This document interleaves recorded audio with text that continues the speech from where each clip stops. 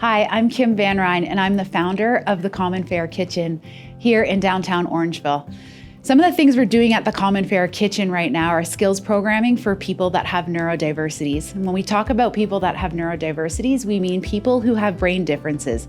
It might be an acquired brain injury, a developmental difference, or a genetic disorder. So we're working with people who have different brains, and we're teaching them all sorts of skills to improve their lives, either in their independent living, their employment skills, or otherwise. The other really exciting project that we're working on here in the CommonFare Kitchen is called the Granola Project.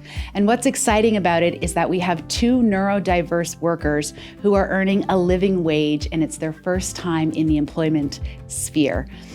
The Granola Project consists of locally sourced and baked ingredients that develop one of 2 kinds of our granola. We have the classic maple kissed flavor, and we also have our new flavor for the holidays, which is hot chocolate. We're really excited about the amount of growth and scaling we've seen in the Granola Project so far. Thanks to a massive amount of community support, both financially and emotionally, we've been able to upgrade this space into a commercial kitchen with all the right equipment that people can come in and rent the space for workshops, parties, or events, as well as being able to teach our skills out of this space.